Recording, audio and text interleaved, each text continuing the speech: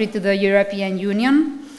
It's a great pleasure to welcome you today, despite this fatigue from the hectic week of the European Week of Regions and Local Authorities. The variety of events has been very intense, so thank you very much for those who were able to be with us today. I have to say that despite this fatigue, a lot of interest has been raised even from people in the World Bank in Washington, so they asked us to record the event in order to be sent to them afterwards, because I think that 5 a.m. in Washington. So be aware that this event will be recorded, and despite this fact, I asked you really to be active and proactive, because we will try to deal with very on-the-ground examples on how to deal with the uncertainty. The lack of certainty is expanded, and there is, like in the global interconnected context, to achieve SDGs and to tackle emerging challenges such as demographic changes, integration of migrants, tackling climate change, the future of employment, the future of gender issues.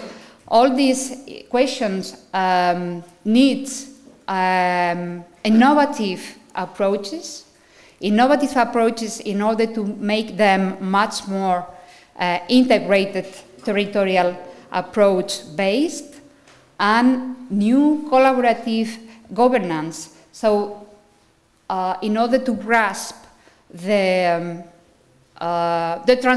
transformation energy of our citizens, in order to tackle all these challenges. So today we will have a workshop very much intended to listen to those experiences.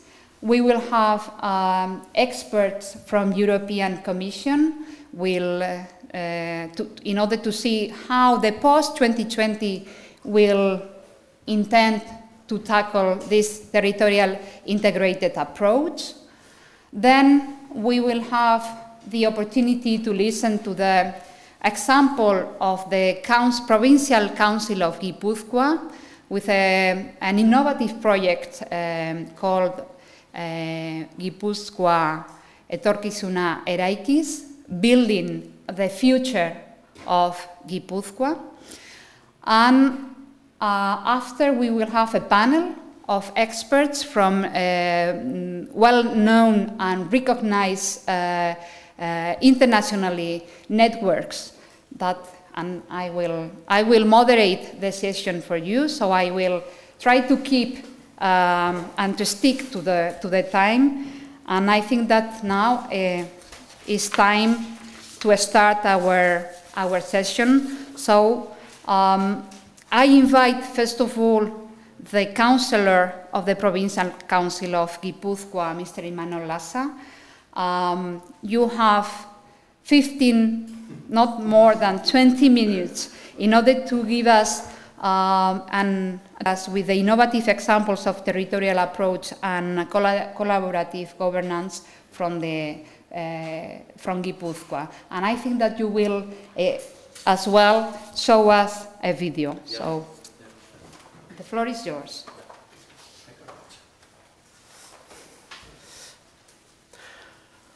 Thank you very much. Good morning. We are going to start with a video. Yeah.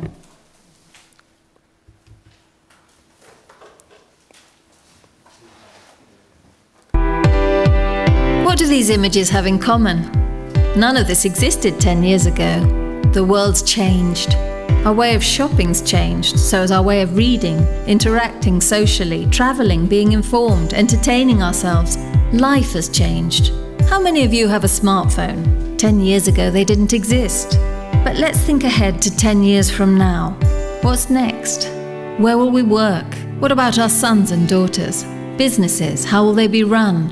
What will old age be like for us? And what kind of retirement will we have? How will we reconcile work and family? How will industries evolve? What about education and our culture? More and more questions. Though it's not so much about imagining what the future will be like, but rather creating it. It's clear that this is a time for new questions, but above all, one for new answers. Etorkizune Eraikis is the Gipuzkoa Provincial Council's answer to building our future. It's our way of taking the initiative and deciding for ourselves what we want most for tomorrow, all of us together. Organizations, businesses, associations, universities, and every single person who makes up this territory. We're talking about a change in the manner of conducting politics, practical with concrete solutions, speaking from experience. A new and revolutionary way of building our future, bringing people together with the institutional world in order to define Gipuzkoa's key projects. Transforming businesses into laboratories where new economic, social and cultural policies can be tested. With help from universities and learning from the most advanced countries. A new way to build our future through real solutions. A new way of making each person in Gipuzkoa a master of his or her own future. This means opening up and making all citizens participants in every step of this journey. We're already responding to our main challenges, and we will continue to do so. Now the question is, will you join us? Let's create a future we decide on together that makes Gipuzkoa into the best place in Europe to live, work and develop as people. Etorkizune Eraikis, more than a way of preparing for the future, a way of building it.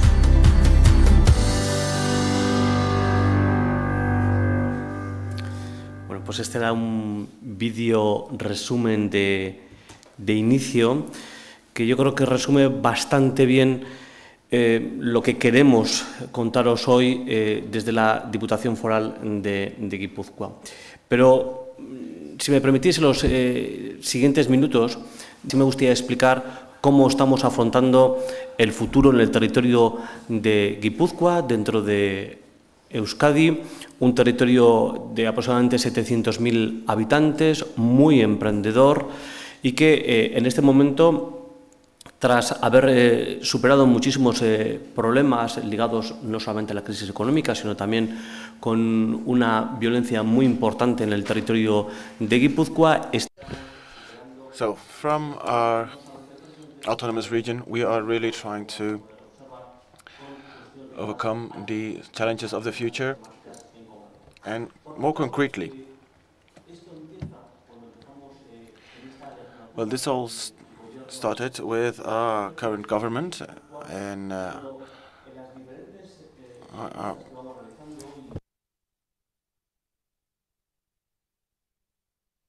in our Gipuzkoa province. We noticed that there's a very high worry. Many people worry about how are we going to make sure that we take care of the elderly in the future. In what type of employment will our children end up? What will they do? So we see many changes, many turbulent changes in our lives, in education. If we look at our economic fabric of society, we also see a lot of climate change, different participation of in their own companies. So when carrying out studies, we noticed that citizens have many worries about the future. Not so much about the present, but more for the future. Now, the team that is responsible for our provincial territory made a long-term plan. We looked at the main initiatives in order to carry out our strategy for the future. And we defined some objectives. And there is one main objective. One main objective that summarizes our strategic plan for the future. And within Europe, we are one of the regions with most inequality. And this is what we want to eradicate in our province of Gipuzkoa. Now we see that overall we have a good result on economic figures. Well, we need to leverage this. We know that the economic crisis was very hard for some people in our province. Now, what is our main objective?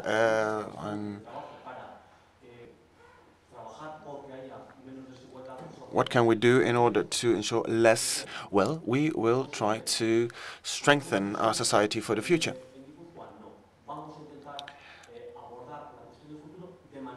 And as we do in our province, we always do things in a different way, because indeed the world is changing rapidly. This is what we're seeing all over the world. We see it in Gipuzkoa, we see it all over the world. We see that internet is changing the way that we live. We see that internet is changing the way that we work. And it is really disruptive. So our relationships, our human relationships are different. Our relationships with administration are different. Relationships with civil society are different. We see this in Europe. We see this also in our small province. We see that the population is aging, as also in our province. And we believe that we can tackle this in a different way. We do not only need to talk about support for the elderly. We do not only need to build elderly homes.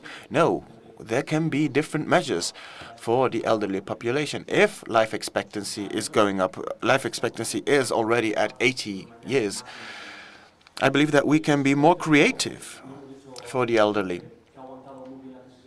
Now, as I said, we survived the economic crisis thanks to our entrepreneurship, thanks to our creativity.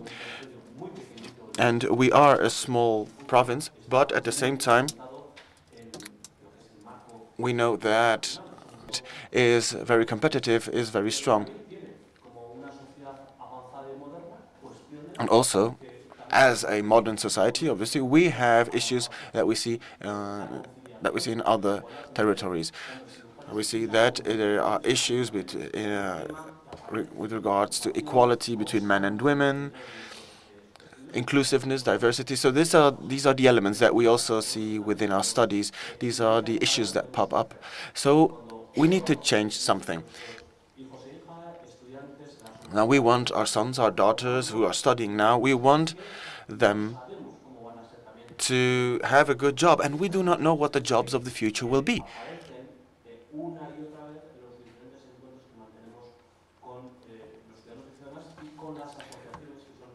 So as I said, these are the worries that pop up whenever we talk with our citizens and when we talk with civil society organizations. So,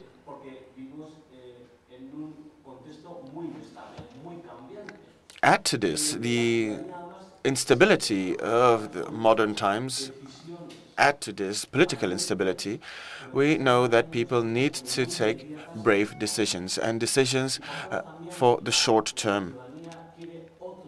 We know that our citizens want a different type of relationship with administration. And we see, again, that these relationships need to change, that the institutions need to change, politics need to change. So in the future, we also need to change administration. Now, with all of this in mind, our government team, which is a coalition between the Socialist Party and the Nationalist Basque Party, so this coalition government needed to install a new type of governance. A governance in which we focus on collaboration, we focus on experimental collaboration with citizenship, with citizens, and with the social partners. Because obviously the social capital is very important. Now we call it etorkizuna eraikiz. Now I only have 15 minutes, so I will try to be brief. And I can say that the main pillars are collaboration, so collaboration with companies, with universities, with organizations, with citizens. So this is something that we want to incorporate in our governance model. So we want to include everyone. And a second pillar is experimentation. So we said that we, as a government, we want to cooperate with citizens because we cannot solve every issue for the future. Now, we are aware of the fact that we cannot do it by ourselves. So we all need to get involved. And furthermore, if we are going to carry out some of these projects, then we will need to experiment. And if we experiment, then that means that sometimes we will fail. Our formula will fail. Our procedure may fail. But we can draw lessons from these failures and remember the good practices. So if we have a collaborative governance model, then we will learn a lot. Now, we understand that we all need to look differently at the future. We need to prepare ourselves in a different way. So we should organize laboratories in which we can experiment with these new politics. And these different politics will obviously change the administration in itself. And we hope that every participant can feel that he is one of the protagonists of this new future. And this is why we want everyone to get involved. Now, I believe that this summarizes correctly what we want to achieve. So we have the universities, the technical institutions. We can say that they are working in a very successful way because we know that there is equality between men and women in classrooms.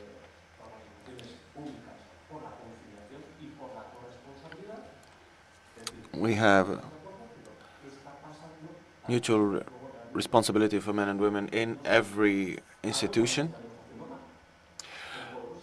but we don't see the same effect in every institution.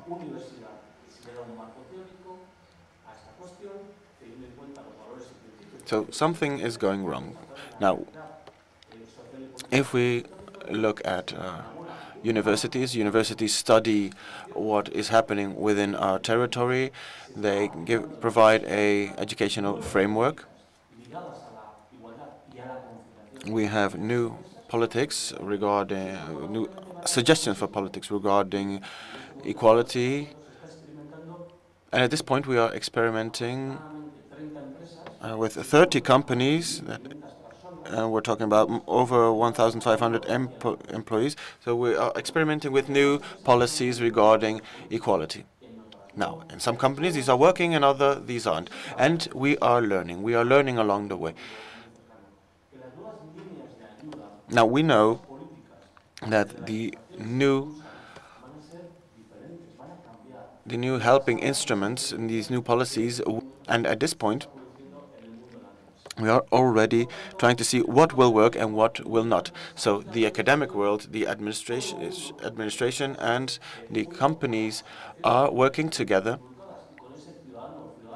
to experiment with new policies, and citizens are participating. So we are all learning. I believe this is a clear-cut example of cooperation. But we also see cooperation with in different ways with companies. Now, cooperation with companies is very important in Gipuzkoa.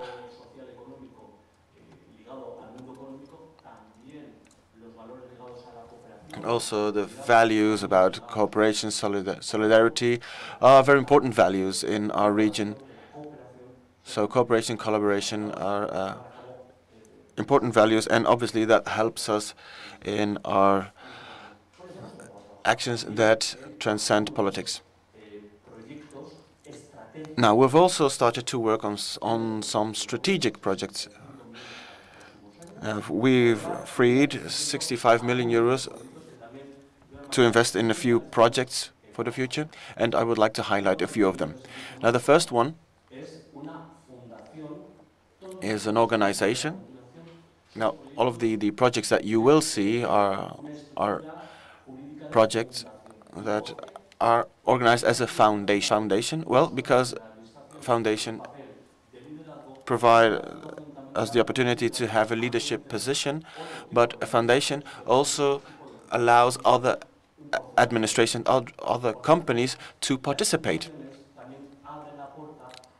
So foundations open the door for other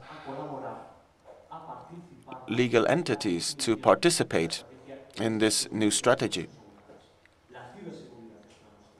So cybersecurity is one key element. Now we know that we have a few companies that are present on the international market.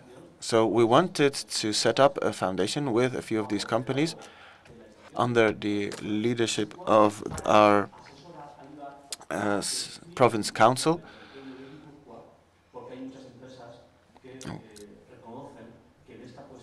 And we know that some companies are very vulnerable with regards to cybersecurity. So we wanted to put together the most experienced companies with the least experienced companies so that they could learn. Now, another foundation that we have launched is Adinberri.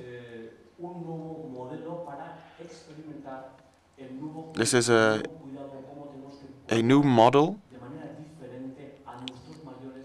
to take care of the elderly in our province. Now, we do not homes, well, or not only, but the elderly want basically is to be able to stay in their own homes. They want to stay in their houses, so we are looking into the houses of the future. What startup companies can help to provide care for the elderly at their homes?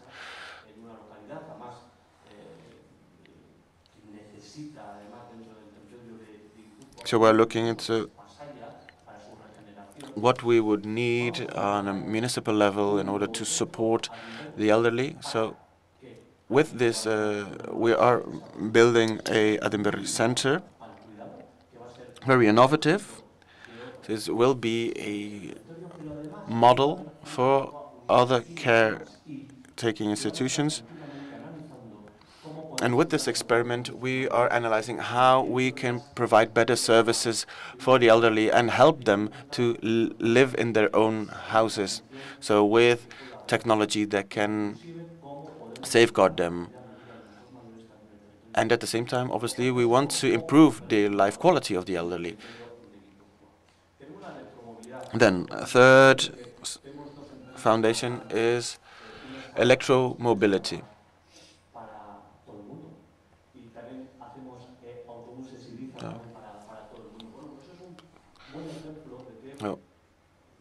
With this foundation, we focus on public transport.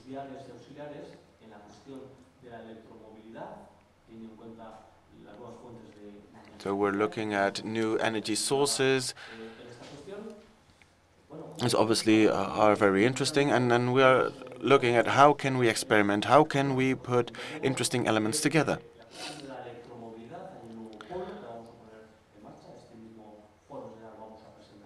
Now there's a new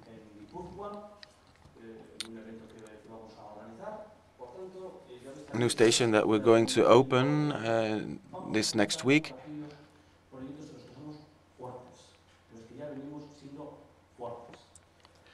And we mainly want to invest in the leading players.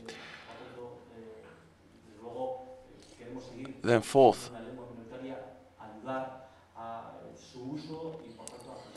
we want to help expand our language. So in Tabacalera and Donostia, we're going to set up a workshop where screenwriters, actors, producers can cooperate in a new laboratory in which they can get together and create new opportunities for artistic projects in our own language. Then, food. I believe that in Basque Country we have most Michelin stars in one region.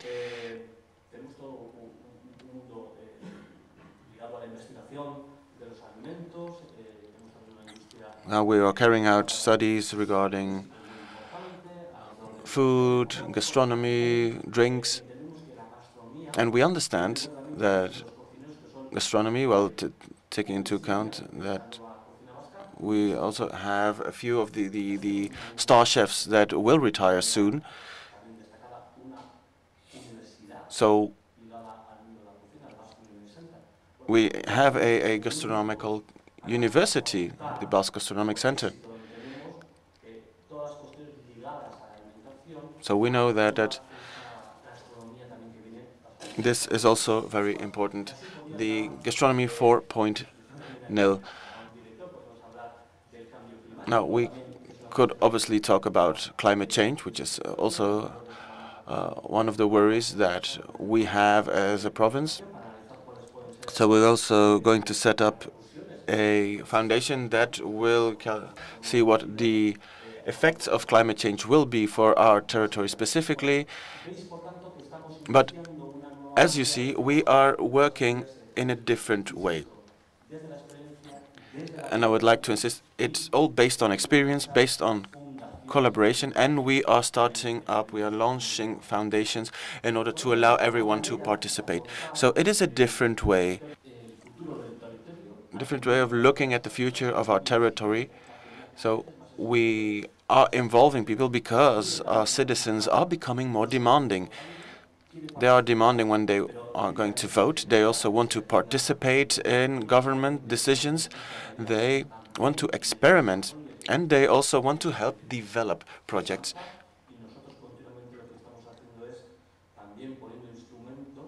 So what we need to do as government, we need to provide instruments. We also organized a think tank, grouping citizens and thinking about possible new projects, possible new initiatives, just to make sure that we can think about our daily activities, but at the same time we can think about what we will do in the future. And obviously, I also would like to invite you. We need more partners.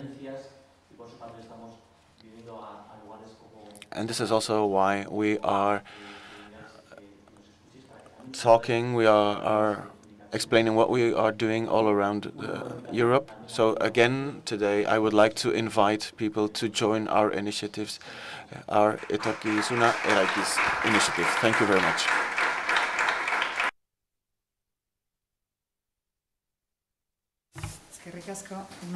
Thank you for making my job quite easy. You stick to the time. So let's now give the floor to Laura Hagman Arellano.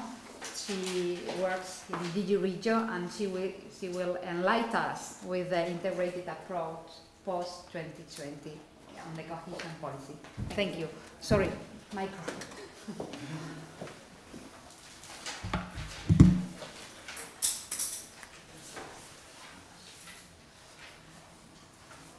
Bueno, vamos a ver. Sí, sí. A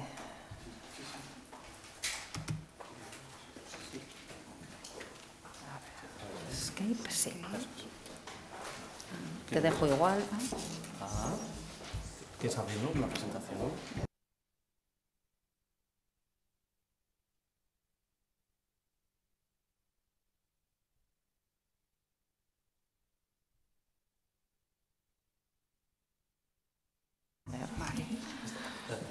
Bueno, pues muchísimas gracias. Creo que... Thank you very much. La presentación que voy a hacer va My presentation builds up on Imanol's words because we believe in the same values against balance in the territories, and that's the essence of cohesion policy, and in particular urban territorial policy. Administrative innovation and governance are acquiring more importance in policies. I'm going to talk about the cohesion policy in cities and in territories in general. After 2014, the integrated approach is reinforced, and the role of cities is strengthened. We have 5% invested in cities with strategies developed for cities and implemented by cities, and we are increasing the level of experimentation.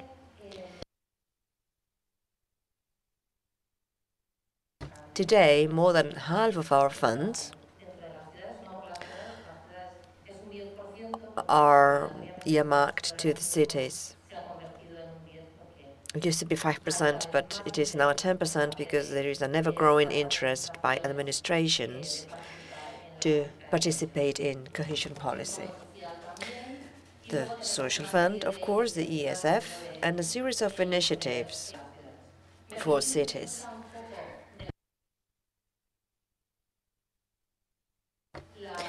The first half of my presentation is focused on cities most of all, but later on I will talk about the second period, and then I will focus myself more on territories apart from cities. But let's see now the strategic context, and now we are going to talk about the territory, the territorial dimension. We want to have an integrated territorial approach composed of territorial cohesion, the Green Paper on Territorial Cohesion, and the EU Territorial Agenda. It is less known than the urban agenda, but it is there. And then we have the urban dimensions with the Leipzig Charter, Cities of Tomorrow, and Pact of Amsterdam for the EU urban agenda.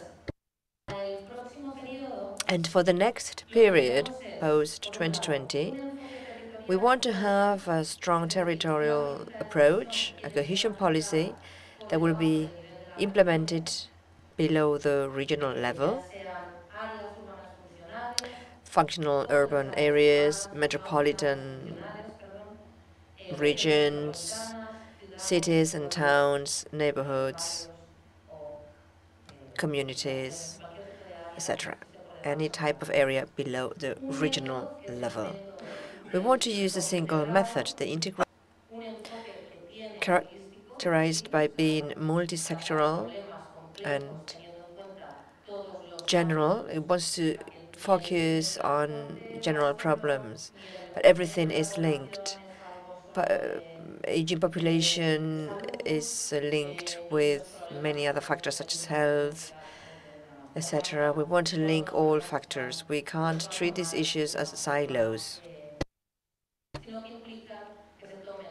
That's why we need to have an integrated approach that deals with several themes and issues.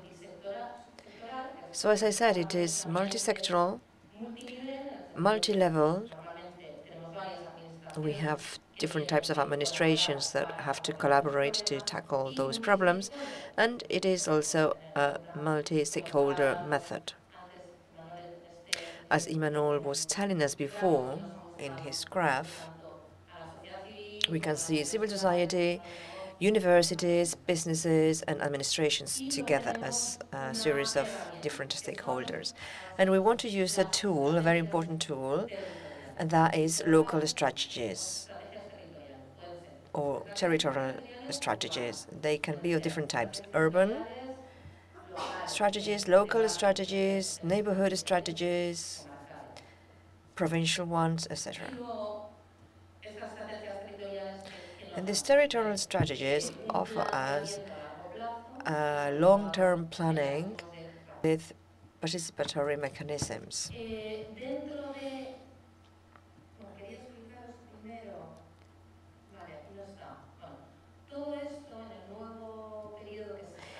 In the new period post-2020, the Commission has presented a proposal for the new regulation post-2020, and that regulation has to be negotiated with the European Parliament and the European Council. Once we have the regulation, we start negotiations with different entities before this regulation can be implemented in practice.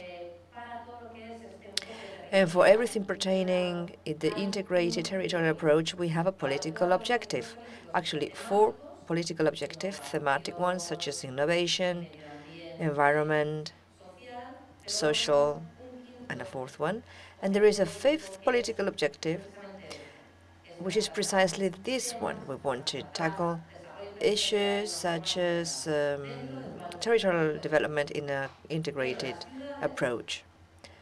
And cities, as such, receive a specific treatment, meaning that we have a minimum of 6% of ERDF resources allocated for cities, urban strategies. We call them EDUSIs in Spain, but as I said, they have received a specific treatment. We have the regulation, and then we need to see it in each member state. For this post-2020 period, cities are supposed to change. At the end of the day, this political objective about an integrated approach wants to cut on administrative resources. It has to be flexible, so all topics can be discussed. It is going to be done based on a strategy that has been the analysis of the territory, and all thematics and types of investment will be analyzed with no limitation whatsoever. This is going to be a flexible, dynamic mechanism to adapt itself to territories and citizens. So a series of conditions will be met, but what we really want is to have a clear strategy and to make it participatory.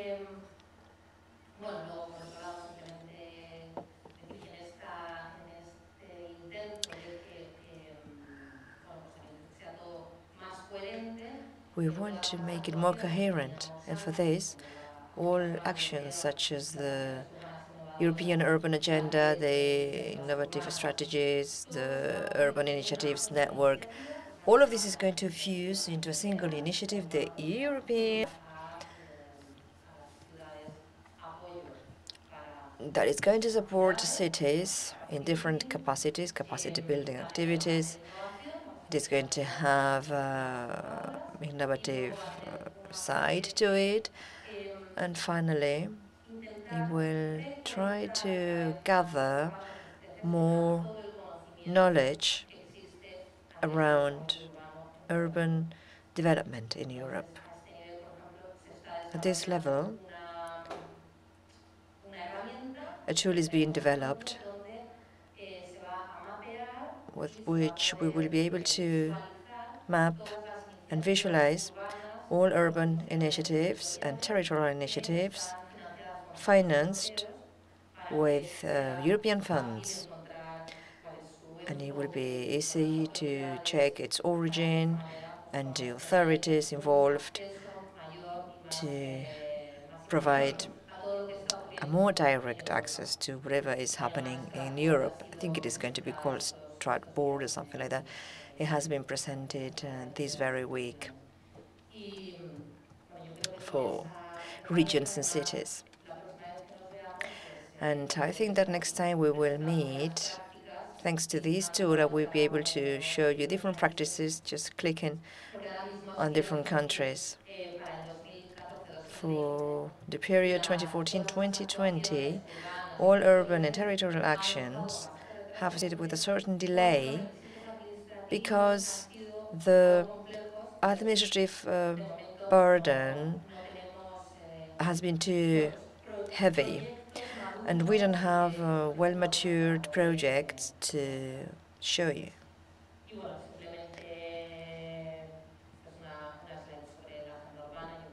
This is a slide about the urban agenda for the EU. You know, we are working in partnerships, as you know, and this urban agenda for the EU focuses most of all on partnerships. Cities, regions, countries, and stakeholders sit around the same table, trying to offer solutions to adopt the legislation, to identify best practices and offer solutions to the problems of cities and regions. I think that we have to embark into this adventure at all levels. We need to create urban agendas and different strategies. And we want this to be useful. We learn a lot from a process. We learn lessons for the future. And this is our moment, and we hope to enjoy your support.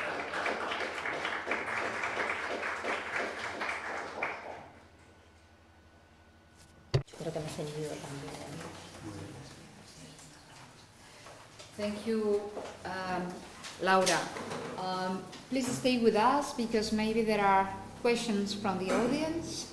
Do you have any question? Sorry.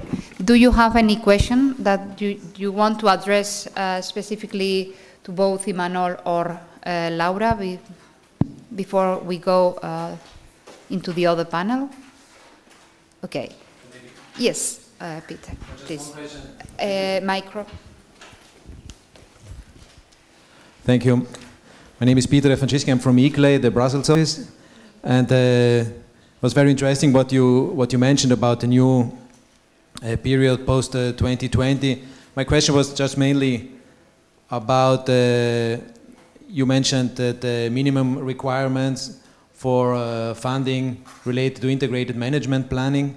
I was just wondering, could you elaborate a bit on that? What does that exactly mean? Does it mean that in the future, if cities apply for structural or cohesion funds, they need to have some minimum requirements, some minimum level of integrated planning and management approaches in place?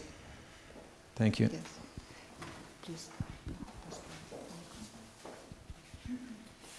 Yes. What exactly I meant is that before, in this programming period, there is an administrative requirement, is that the cities, they have to be appointed as intermediate organisms, and this has been very burdensome. So in this programming period, really the idea is to go to simplification and not to have this type of requirements more administrative. So there are two, and the only two is to have a strategy, so to have an integrated strategy, and on the other hand, that this includes all the stakeholders. So a little bit this quadruple axis, if you want, of the smart specialization strategy, so that this strategy is not only a holistic strategy and to the future, but that also it has involved all the relevant stakeholders, and that there's a multi-level governance wherever is necessary. The level to which we are going to be able to triple check all this, is very complicated because the Commission doesn't have the resources to go strategy per strategy of all the cities of Europe to check. But these are the requirements because we think that this is necessary in order to have a successful strategy.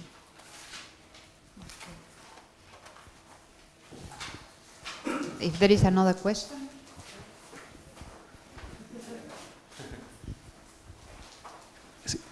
Sí, Luis Elizondo, I work at the Basque government.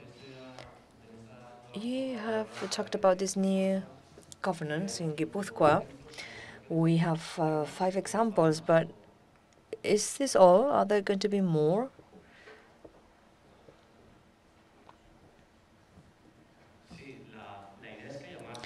Well, the idea is to have more, and in the shape of foundations. We want to incorporate new agents, new companies. This is just the beginning, and we are experiencing this process. With foundations, we are working very well, but let's see, time will tell. But one thing is certain, there will be many more. I didn't have enough time, but I would like to highlight the idea of the think tank. We are creating foundations around strategic points, but there is a think tank with 40 people, men and women, of different towns of the coast and England, from the business sphere, educational sphere, and all of them are thinking about what questions will be the big topics of the future. So we will see if the best formula will be a foundation or something different, always being innovative.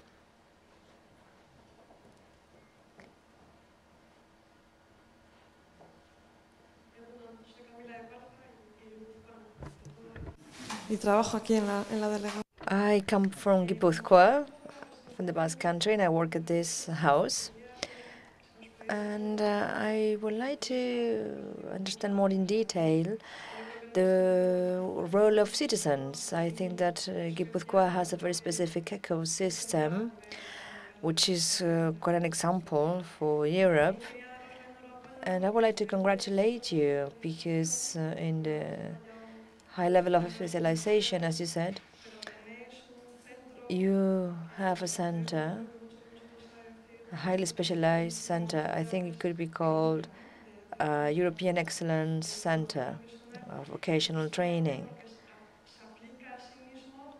because it applies to itself what you were explaining before, this three-partite system.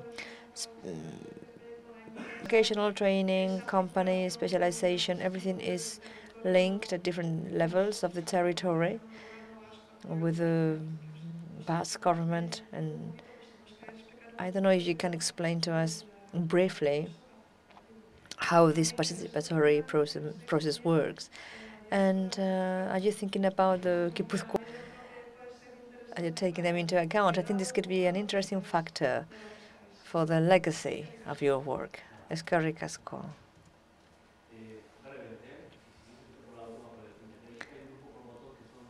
Microphone, please. Unfortunately, we can't hear without the microphone.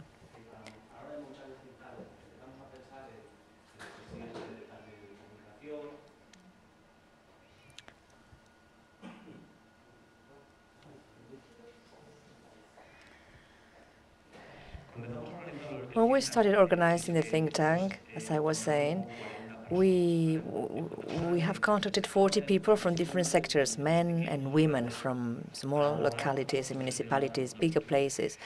We want to talk about the future with all of them. And when we started with this idea, we wondered, well, who is going to participate in the think tank? And you think about the director of such media, the president of a banking institution, but we didn't want to include the people that are sitting at the chair of those institutions, that are already making decisions, and that are already thinking about retirement more than in the future, their own retirement. So we want to focus on a range of population between 40 and 50, let's say. And organizations are at a second level, but they are already making decisions. They will be the new directors of the future, the new presidents of those entities. Let's include them. Let's involve them. And that was the first surprise. They were surprised to be asked, don't you want to have my boss? No. Your boss is already coming to us to tell us his issues. And apart from that, there is a group of people that told us, well, I would work at the think tank, but for problems, because I'm that busy, I can't come. So we've created an online group in parallel to the think tank, and we ask questions about the future. And this little group gathers all the answers.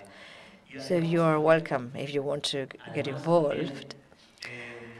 And apart from this, we work with staff from the house. We didn't want to set them aside from this type of new governance. And we have selected 40 people, as I said. We've told them, apart from your daily work, we would like you to tackle issues related to the future of the territory. Well, members of staff were rather shocked, and they're still quite surprised. Well, I already know that. Well, but you are being asked to give your opinion about the future of the industry or social policies from your experience at the administration. And they have been quite surprised if you ask future in a way. Yes, it's true. I tell you, that's how it happened. Oh, you were asking me about the participation.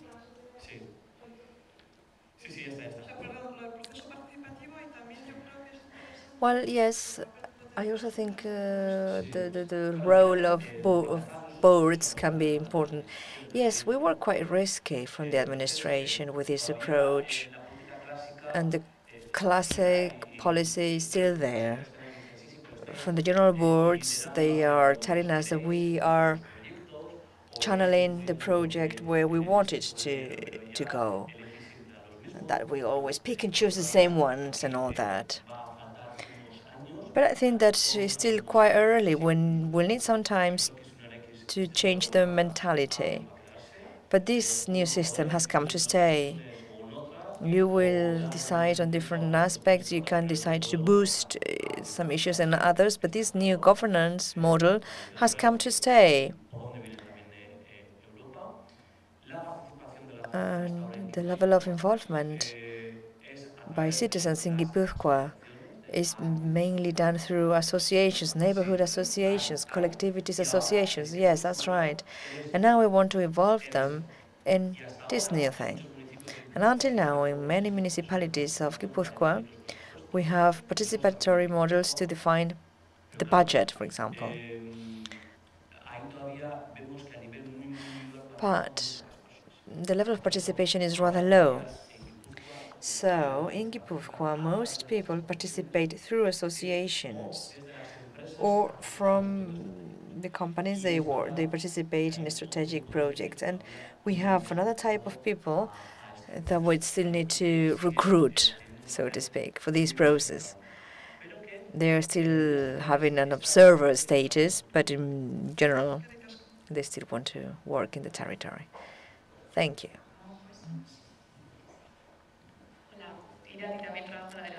Irati, I come from Guipúzcoa. I work at the delegation.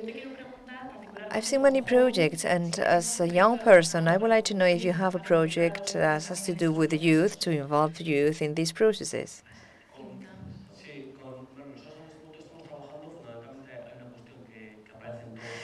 Yes, we are talking a lot about skills. We want to discuss how to manage skills in our companies, in the educational system, in the new businesses, etc. And for this, we have organized clusters linked with the youth and their talents, their skills and competences. They need some type of help to launch their business initiatives. But in any case, the young people are the least concerned about their future. Judging and statistics and surveys, the youth, the young people are not concerned. Or maybe they think they are already living in the future. They are the future. They want to look for a quality job, well paid, that allows them to buy a house, etc. But they are more concerned about the immediate present than about the future. However, there is a different range of the population. That's what we said. Those from 40 years old and upwards, that's the type, the range of people, the age group that appear to be very concerned about the future. Their parents are getting older, they're needing help, they are going to live longer and longer and longer, they are ailing, and who is going to take care of them? They all at the same time have children, and they wonder what are they going to work in, what will be their jobs. How are my cities How is my city evolving? We have already lived through the crisis. We knew things were going to stay there forever, but not any longer. Cybersecurity, personal data, new issues at hand for everybody, new concerns. But they are getting more and more concerned as they reach 40.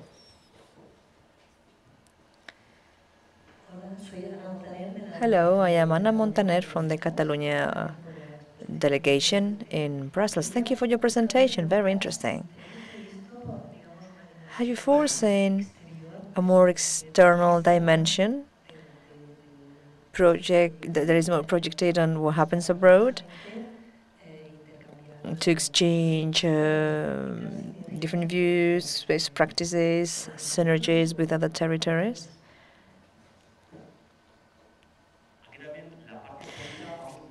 Well, we are lagging behind in political terms because most of our companies that are highly competitive are internationalized. And in Guipúzcoa, we are very much focused on the external aspect of things. We talked about professional training, dual training. In Guipúzcoa, we've been working on this for many years. But yes, we are lagging behind in political terms. But we want to open the doors of our administrations to find new partnerships, to contact those new agents so that we can learn from each other in many projects. And in this, we are starting, this is a very early stage. Before the crisis, or rather before the good old times, we tried to look for financing sources, partnerships, European funds. They showed us the way. We were in the economic bonanza. Money was flowing. And money was... That was not a problem. But what do other people do at the same time? When we arrived at the scenario from our local government,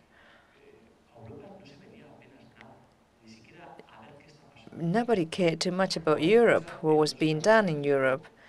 Or when we talk about aging, for example, what do other countries do, or in terms of equality? So when we started, it was a milestone. People wanted to look more what was happening outside of their countries. The economic axis has done its way, has done its work, but now we need to do the same in the political perspective. The youth as well, with Erasmus programs, but the political perspective is lagging behind. A lot has to be done.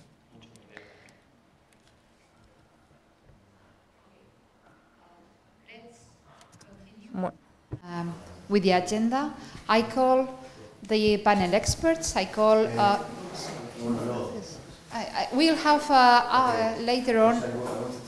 Okay, yes, please. De todas formas, un poco al. Just wanted to say, building up on your question, that we have opened to ourselves to what is happening out there. We are having contacts with the Generalitat in Open Governance Partnership, an international network of governance, Open Governance Partnership.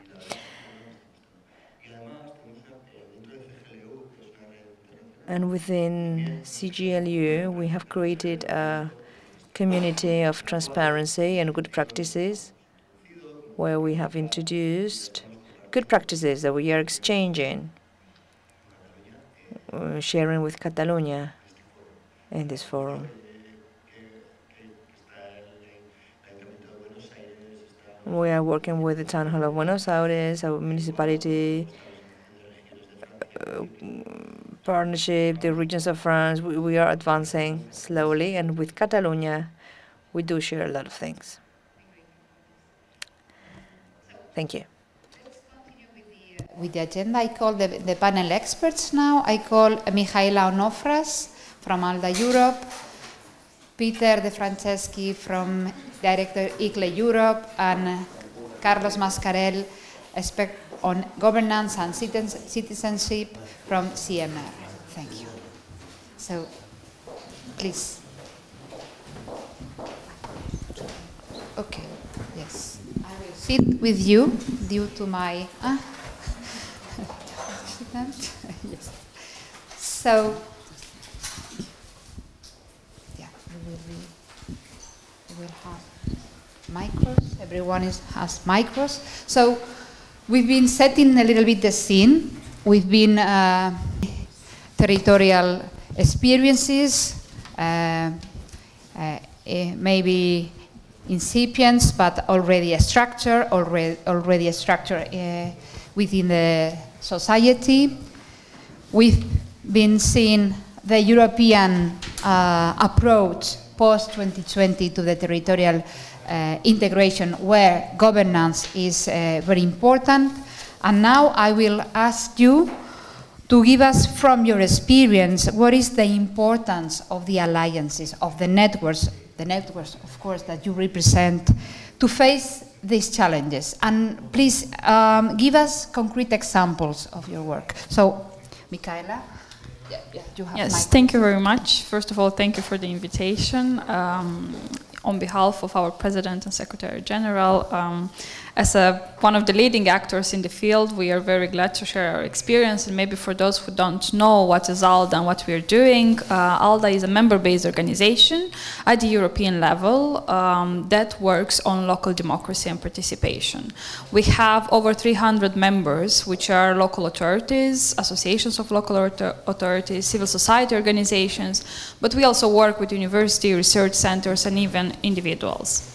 So our main aim is to promote the collaboration between these actors and to provide space for dialogue and tools for participation.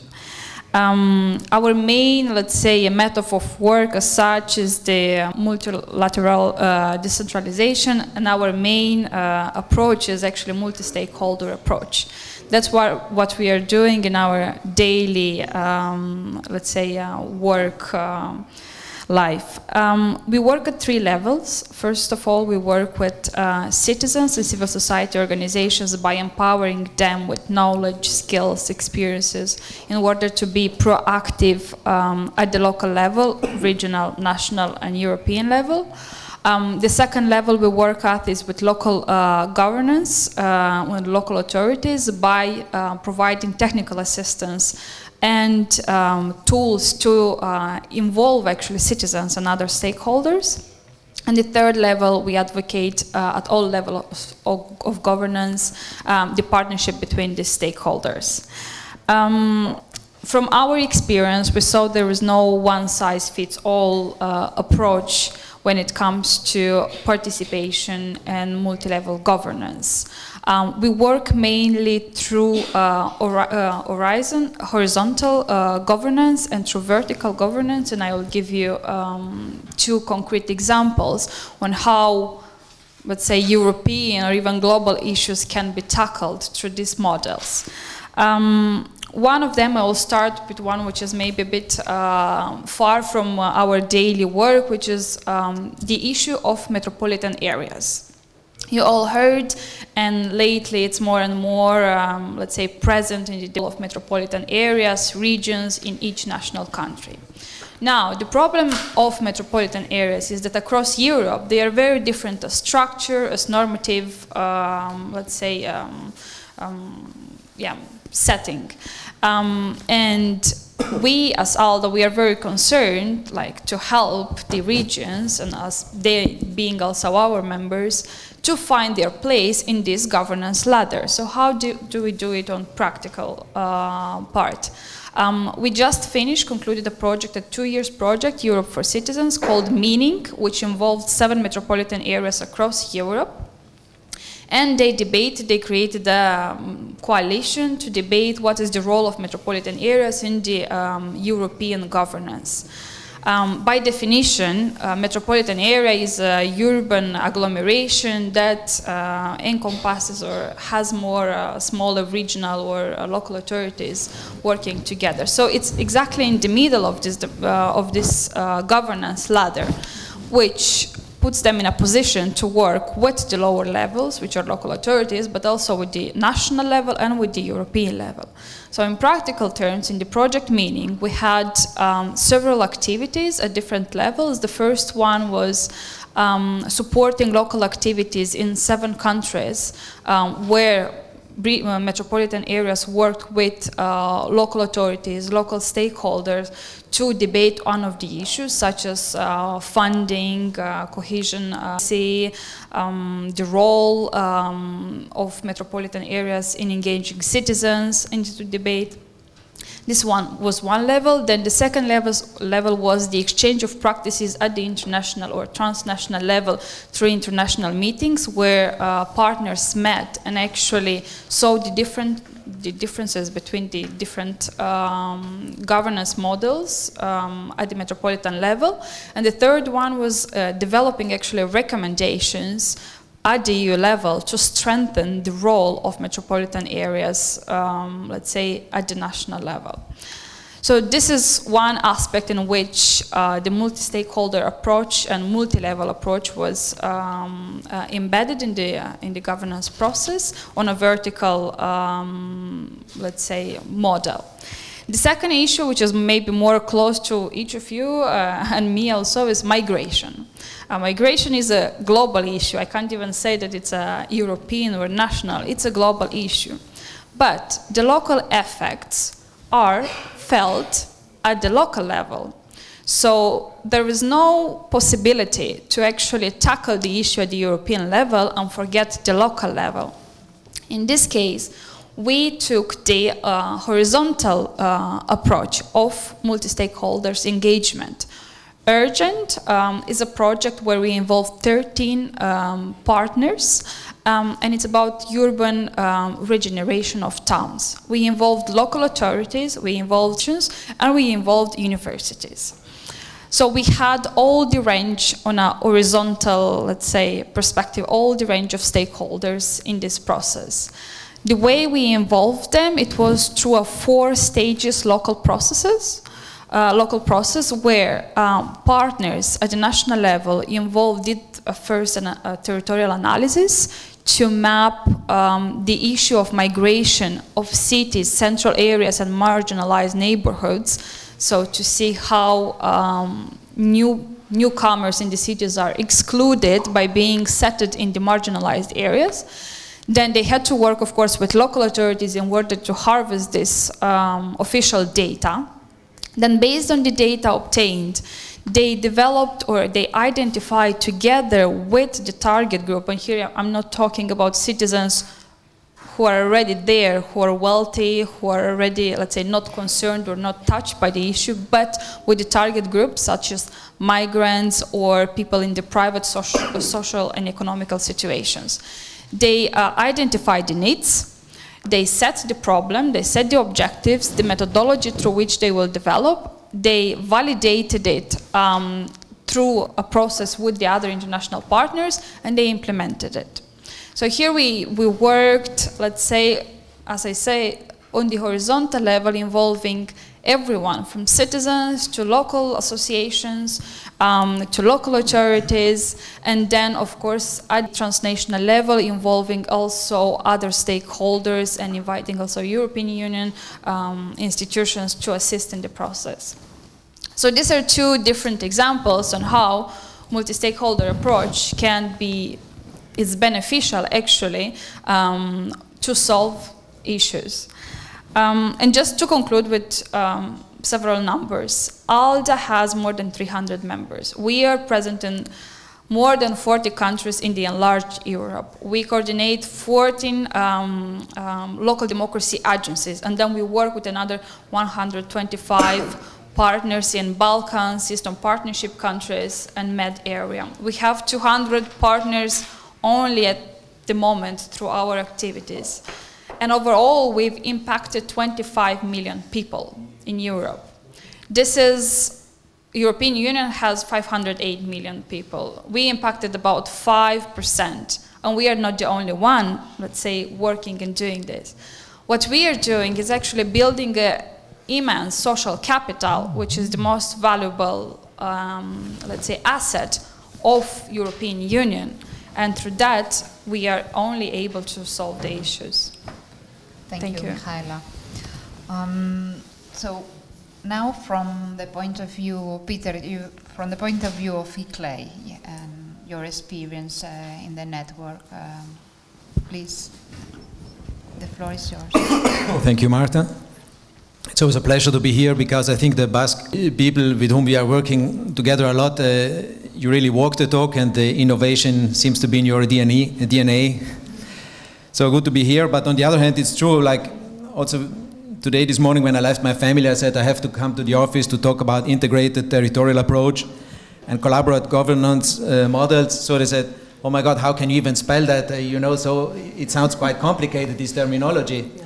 But from an ICLEI perspective, we think that it's very good to have a new terminology.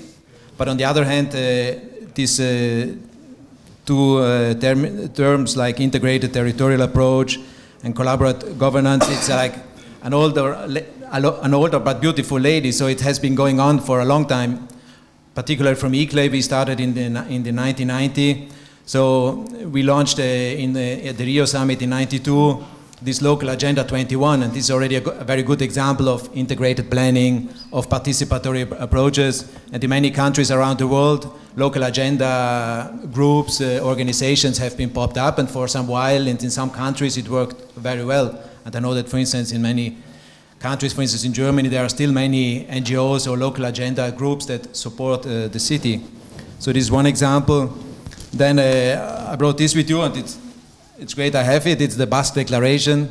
This was launched in Bilbao at one of our largest events, which is the European Sustainable Cities and Towns Conference. It was a very successful event with almost 1,000 participants, cities about sustainable cities. And the outcome was this Basque Declaration, which has a lot of support also from cities and other stakeholders. And here again, the idea is there are so many agendas, you know, the urban agenda at the European level, the urban agenda, UN Habitat level, at global level, the SDGs, and all these different agendas. So as a mayor, you could become a bit confused. The idea here of the Basque Declaration is really what can be your transformative actions to have social return in investment together with your citizens. How can you transform your cities through sharing, through sustainable public procurement, through making your citizen not just consumer, for instance, of energy, renewable energy, but also producers of renewable energy. What innovative ways exist there? And I think, yes, the Basque Country was a good start to launch that. You asked for other examples, the European Green Capital Network. Again, Vitoria-Gasteiz was one green capital. It's the Green Oscar for cities. So here again, the network, we are in this contract that will, let's say, coordinate this network of green capitals. Again, it's about 10 different topics, and participatory approaches, integrated planning is very important. Then there is this ISO standard that you may know, 37101 and 4, which is all about sustainable cities. So the standardization, where we're also involved. And the SDGs themselves. You know, the SDGs, there is the goal 11, communities, and it asks for participatory approaches. So I think these are all examples, but eventually I think one very practical, what I like very much, since I work a lot, for instance, on urban food. What struck me also in the amazing presentation by Emmanuel Laza was about all this innovation. So you see, you pose yourself these questions: how will we live when we are older, how will we work and retirement, all these different questions, even up to food. But eventually you also have these pictures, you know, of a baby and so basically, while it goes very fast, this digitalization, at the same time, the way we come to this world and grow and live and love and eat, this stays always same for millennia, thousands and thousands of years. So it's interesting, these two combination of two. And coming down to, this is my final point, I think a good example also, since you asked for example, Martha, is, for instance, in terms of urban food, is food policy councils that now come up. Because here, really, we all want to eat, but when you work on sustainable food, it is linked to so many things. It is linked to sustainable agriculture, it is linked to local economy, it is linked to circular economy, it is linked to schools and children, what they eat, and education and tradition about the traditional food practices. It's about protection of water, of biodiversity. So all this can be combined, and it's important in this field to have all the stakeholders on board and together with the government discuss what should be eaten and how food should be produced in the city. Thank you, and thank you to bring up the Basque examples.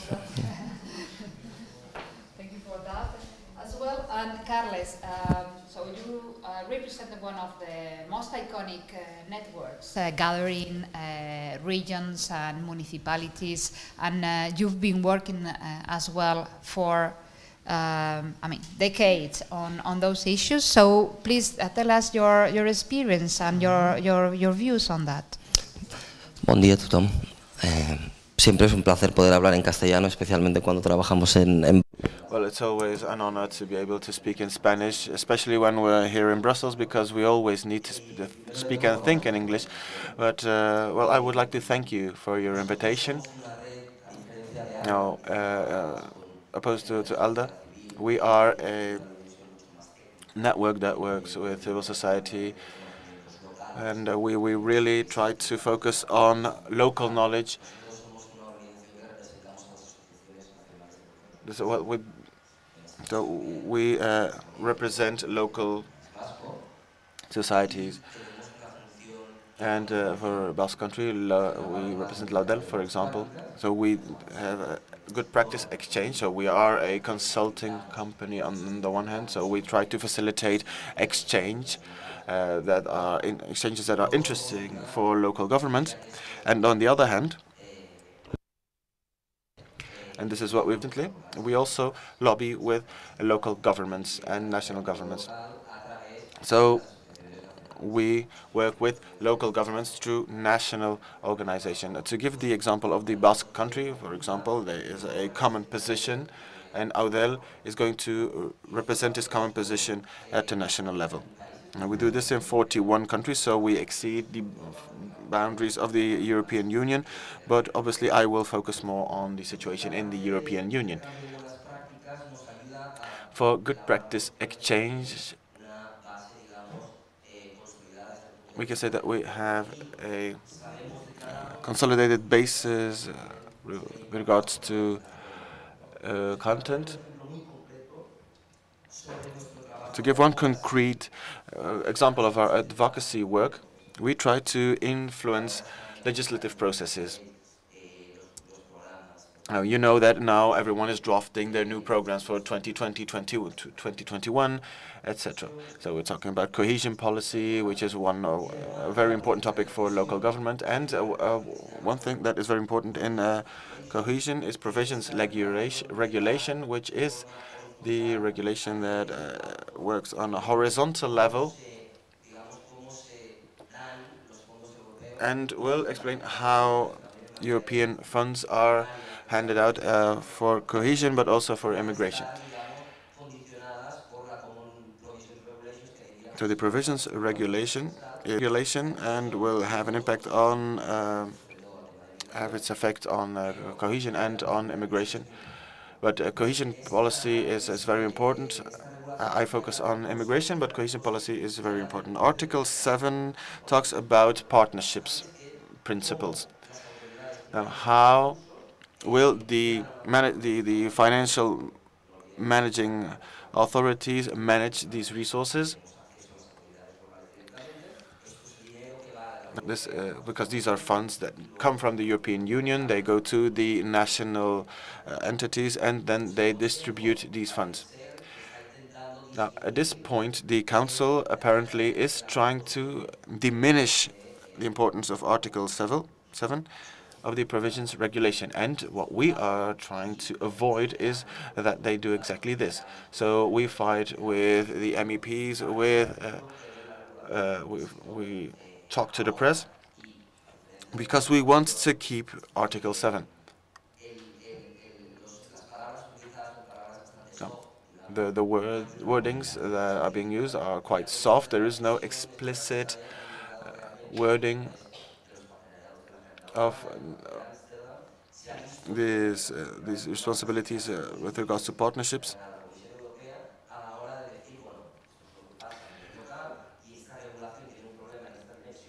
So if the European Commission says, well, this is an issue with local government, for example, we need to represent of the local government of Gipuzkoa, and we have Mr. Montoro as a new minister, and then we have Ms. Merkel, who says that we need to adjust our finances, well, then that is an issue.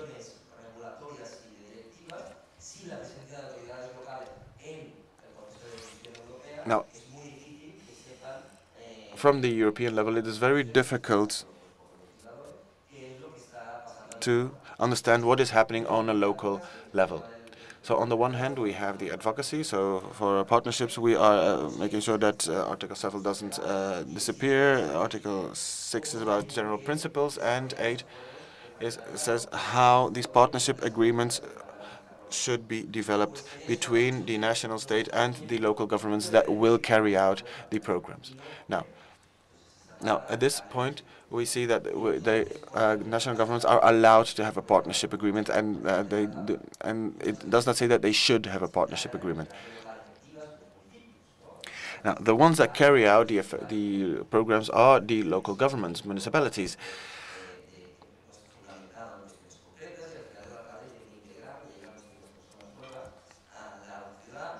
So, mayors are responsible for carrying out these programs. In Barcelona, for example, we see that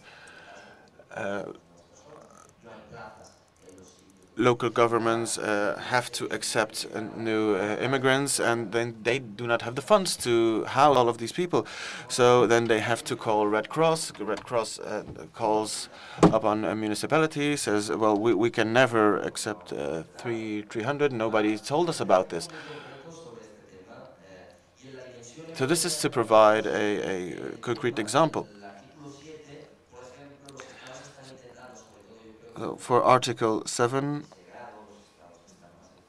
I know that there are some states that are opposed to local governments having a say in these and the application of these funds, and they do not want states to sign partnership agreements because states have to come to an agreement with local mayors, etc. On the other hand, if the Commission makes a proposal for the immigration fund, the Commission proposes that, for at this point, 4% can be determined for specific priority. Asylum, I believe that return policy. There are 3 priorities, and the member states want to increase the amount that they can reserve for specific priorities. And that would mean that as local authorities, we will not be able to choose our own priorities. Now, I will try to conclude. For an agenda, another example of good practice exchange. So our members can decide who the other members will be. They asked us to nominate other cities to be members of the thematic partnerships for the urban areas together with Europe cities. So we organize exchange programs, good practice exchange, and design of specific actions. So these can be actions regarding specific financing models, decision-making influences, and better financing. Concrete example, we have a partnership on a refugee immigrants, and we drafted a document that explained how you can get easier access to European funds. Now we have 5 cities for member states that aren't participating very actively, which is an issue. So area cities, and so we have a document with concrete proposals on how to improve access. So we have the immigration fund for the next term, and we are organizing meetings to explain this is what you should do. Including this evening, we have a meeting with my colleague who works on immigration, together with the shadow rapporteur for the EMF report. So we are looking at how to improve financing. So these are the things that we do with regards to the urban agenda and the work of the European Commission. The floor for the questions, and having listened to your example experiences and your long-lasting tradition of collaboration, association, bringing the bottom-up experiences, how do you? What are your views and what are the main obstacles? Again, I mean, when implementing these integrated approach strategies, those new, those collaborative governance systems, Peter, I know that this is quite European jargon, but why, despite the fact that everyone can find easily experiences, why this is not yet well rooted, and what are the obstacles, and at the same time, what are the success factors? So, as I was mentioning previously, I guess why we are still partially failing is because we forget about the local dimension. We create European policies, but we forget to create mechanisms for implementing them at the local level.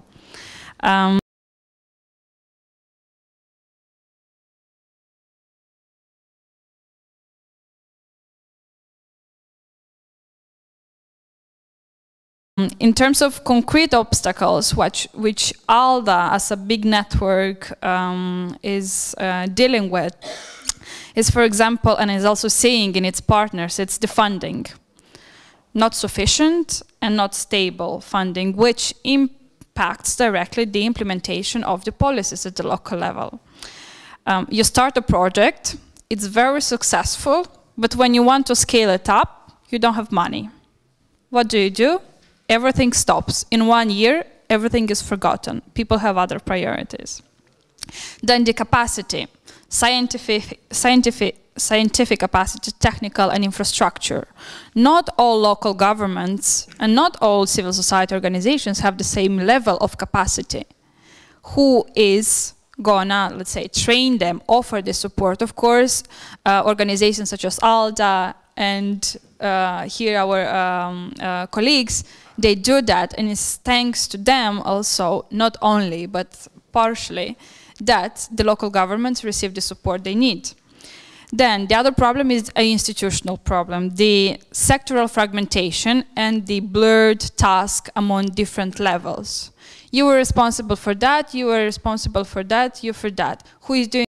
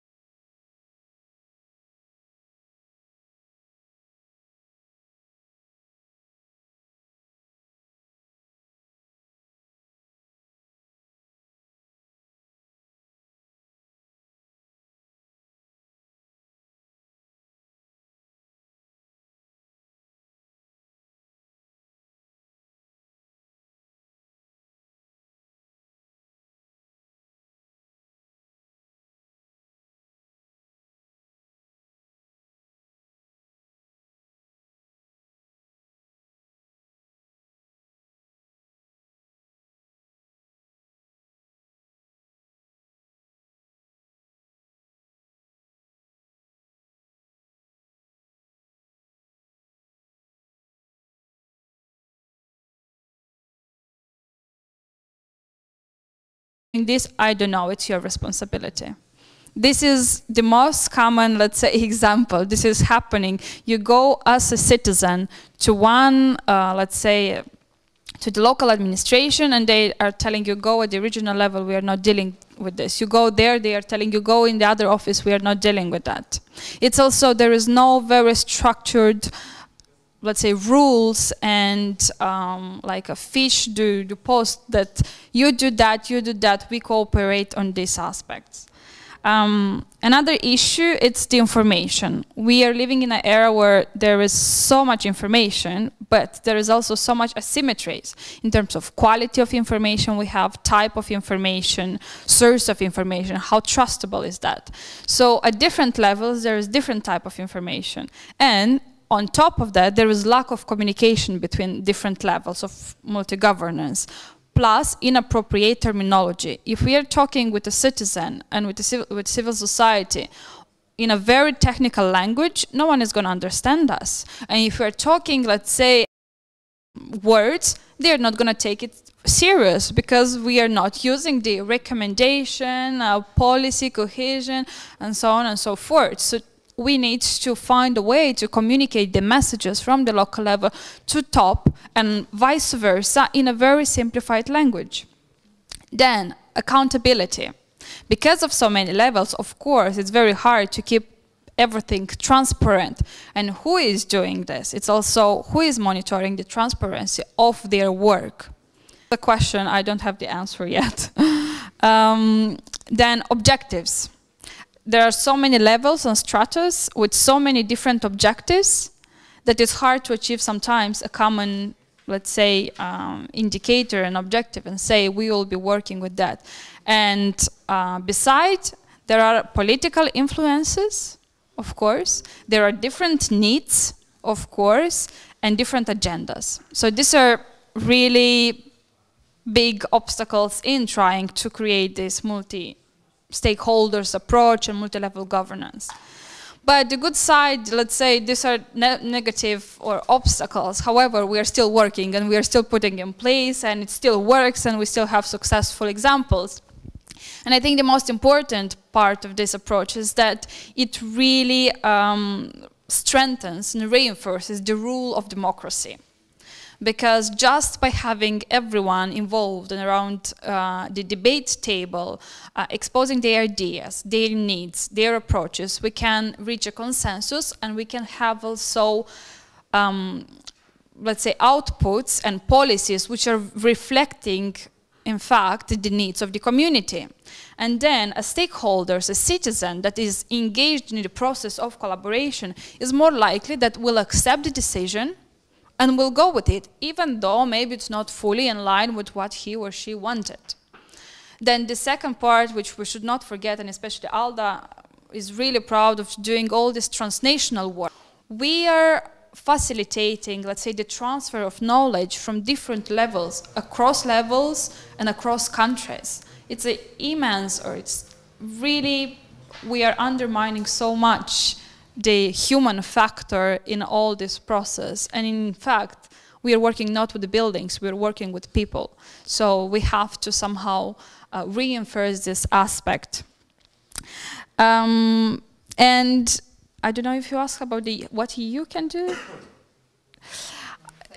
The third part, but I was thinking what can EU, and I would link with the question of the Commission. They were saying that they will put more focus on local strategies.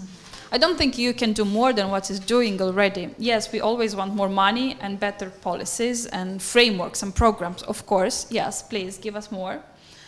But it's not really their work to change something at the local, regional, and national level. It's our work as member states, as local authorities, as civil society organizations, as citizens. So, and of course, at the European level, the European institutions here in Brussels, they cannot see or they cannot transfer directly the information or put in practice the policies at the local level. Here is where comes in place networks such as ALDA, where facilitates the transfer of knowledge, where converts the messages from like the policies into local actions, and then vice versa, recommendations and the needs from the local level to the European level. Peter, it's your views now. Yes, no, it's true. Like more than 70% of us Europeans are living in cities. So if there is something happening in cities, where you go is to the mayor, you know, to complain, or to your local government. And in times like ours, Brussels seems more and more distant for many people. So this local part is very important, and we see many initiatives how the local moves much faster. But talking more about solutions than challenges, I think a key solution is really this vertical integration. Again, some Brussels jargon. So vertical integration, it means really how to bring together this local and the national level. Because you mentioned, for instance, the urban agenda, and it's true. It's like it's good the urban agenda with the Amsterdam Pact and the different partnerships.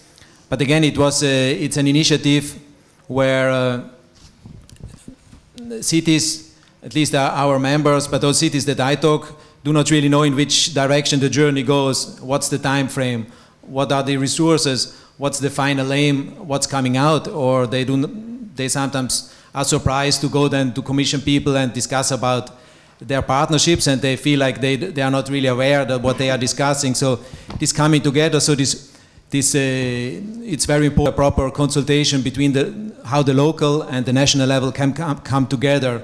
So once there is an agreement there, then a lot of positive things can happen.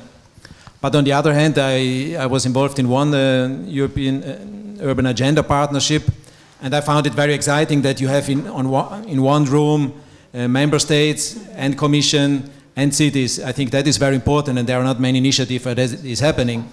Because usually, you know, you are in a room with commission people and you pose tricky questions and they tell you, well, that's a member state, you know. And when you have member states, they say, well, the commission, and usually one or the other is not around. So if you have them in one room, what happens is then, it's not that it's like so friendly environment, but at least it's good to have them all under one roof, because then you can really talk straight, let's say. So this vertical integration is very important, how to bring together these different levels. And then the second point, which I mentioned already when Laura Hagemann-Arellano was here, is really, we think it's important that funding should be linked, well, it should be linked to all the SDGs, but also to this integrated planning and management, and to collaborate governance models. So if you receive money, then you should also work in an integrated and not just, you know, talk about it, but also walk it, you know, and do it and implement it. I think this is also a key aspect. And then finally, also echoing a bit what you said, it's not just about the EU, that they should help us local cities, they should, it's also about the cities themselves.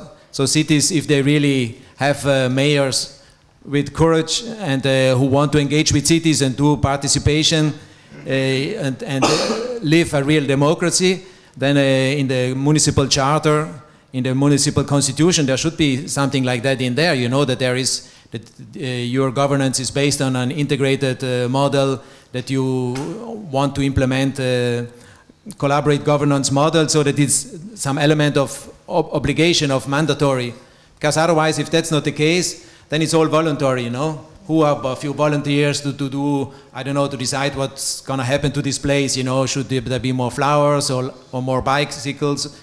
So it's all voluntary, so it's not really valid. But once there is an obligation and some elements of mandatory and an agreement, a consent of more stakeholders, then it can become interesting. And here again, coming to this example that I said of food, very practical. Here I see, for instance, the difficulties we just had last week.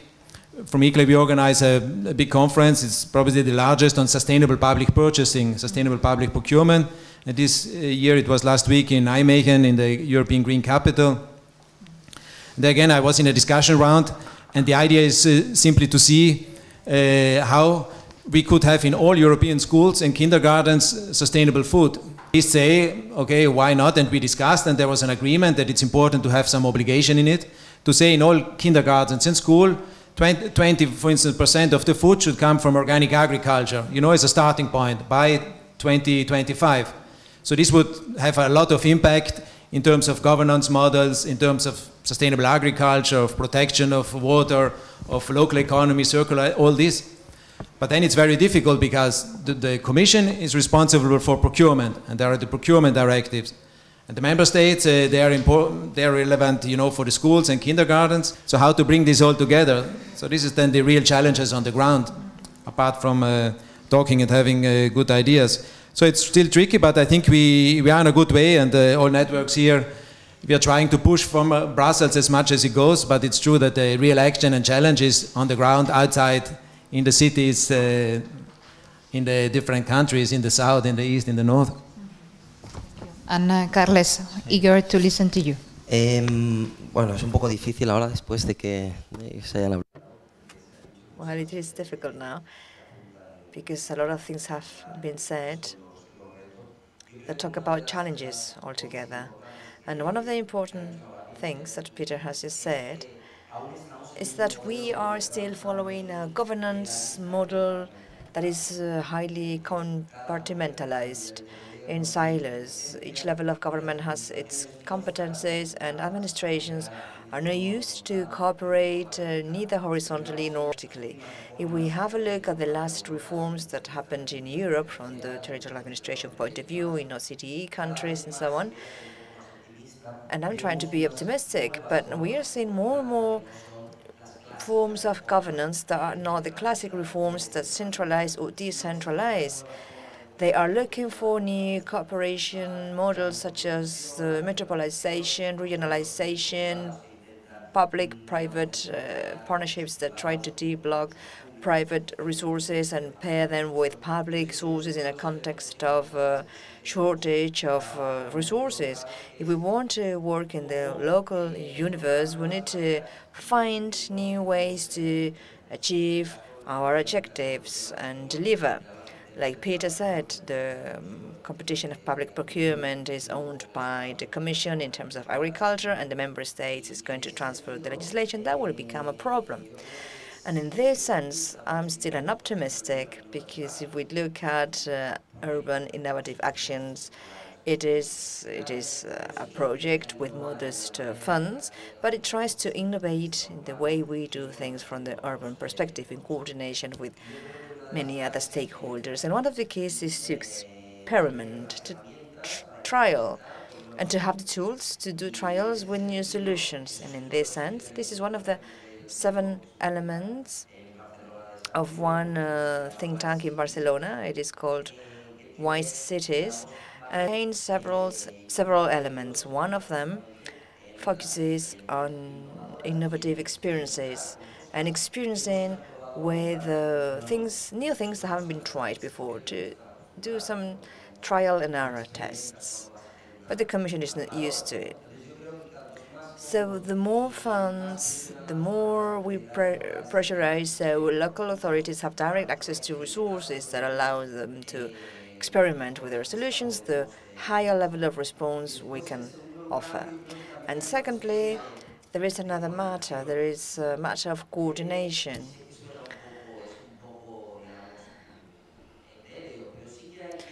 It's difficult to grasp, but we need to make the local level more European and make the European level more local. We see this through different initiatives. The European Parliament has recently approved a resolution about the role of cities in the decision-making procedures at the European level. And the Commission is trying to improve the subsidiarity principle and how cities have an active role in the decision-making process. A task force is earmarked to this end. And the partners of the new urban agenda are a new experience with a lot of added value, because all stakeholders are seated around the same table. We will see later on if we will find specific results in the 3 axes: exchange of experiences, financing, and regulation. But as a last in the Department of Refugees, when you try to explain local authorities that they don't have the European chip in their minds, they don't have a knowledge of European matters, it is difficult to make a department work, a department that is working about migration, how to improve the European regulation if they really don't know what is it all about, what European legislation exists. So in our partnership about refugees, we've tried different models. We want to do previous work where we give them more background so they know what is the final objective, and so that collaboration can bring good results and be very successful. And finally now, we have 3 networks of local governments. And I've always thought that there are many networks of anything, multi-stakeholder, thematic networks, cities, etc., etc. And now I think we should deploy a new effort. Now the cities are trying to take a leadership role in national and global governance. Now the effort should be to sit around the table and complement each other's work. And many times we don't focus ourselves enough in what ICLE is doing, so I don't duplicate efforts and I do something new that could have more added value. For example, in my building you have Eurocities on the 2nd floor, we are on the 5th floor. Sometimes you have the feeling and you think, oh, but Eurocities is working about this already. Okay, this is a very simple example, but it shows the need to rationalize, to see what networks are doing, even if they don't have an idea that is the same to you. But we have to be more efficient. Thank you very much to all of you. You have been very systematic, talking about the obstacles. And actually, there is a high level of coincidence in your analysis. You share a lot of points.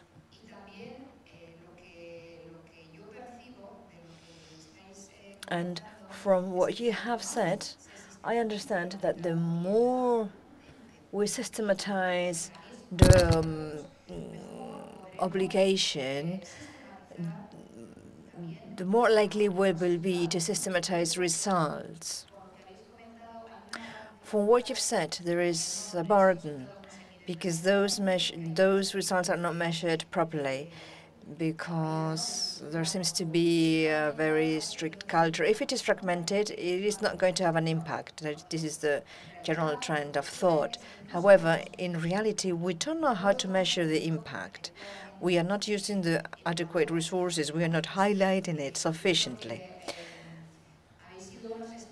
So you have been excellent panelists, and now I would like to open the floor to your questions, if there is any. Hola, soy Ainhoa Zarloza. Hello, my name is Ainhoa Zarloza. I work for the Basque government. Thank you very much for your very interesting ideas, Micaela. For your suggestion about talking the same language, which I think is very relevant. It has reminded me, someone said that if you're not able to explain an idea in a simple way, is that you don't understand it yourself. And I think I very much appreciate your comment on that. I think it would help that to simplify our messages. Y también lo que comentaba Carla sobre...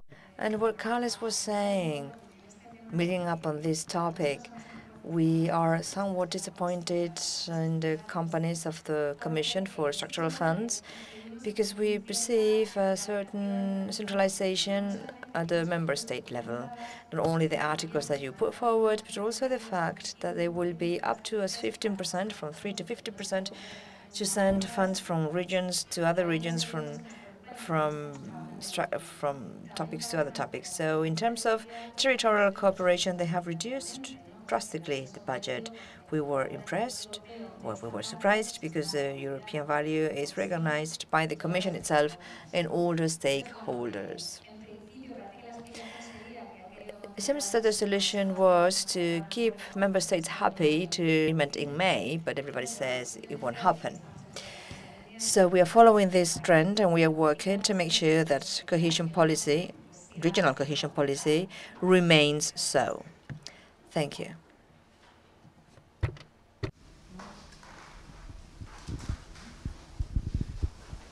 Buen día, soy el responsable de la oficina de Baleares. Hello, I come from the Balearic Islands, from the office in Brussels. Thank you to all panelists. I think you spoke very clearly. As Carlos said, sometimes the excess number of networks in Europe clash directly with administrations such as our small organization or Balearic government in Brussels. Adding the difficulty that we are 4 islands with 4 different councils. Many times when we talk about vertical integration, how to connect all international policy with the regional world and the local world, this aggravates the difficulties. And there are many interesting things and interesting objectives, such as how we integrate the Sustainable Development Goals in the regional and local governments. Those things can become a non-surmountable burden. I know stories of success, such as the case of Catalonia. I think this could be a good path to implement this sustainable development goal. They are working on a national integration plan of these objectives. So from your point of view, from this new global agenda, how did you believe that regional governments and local authorities will have to integrate the objectives?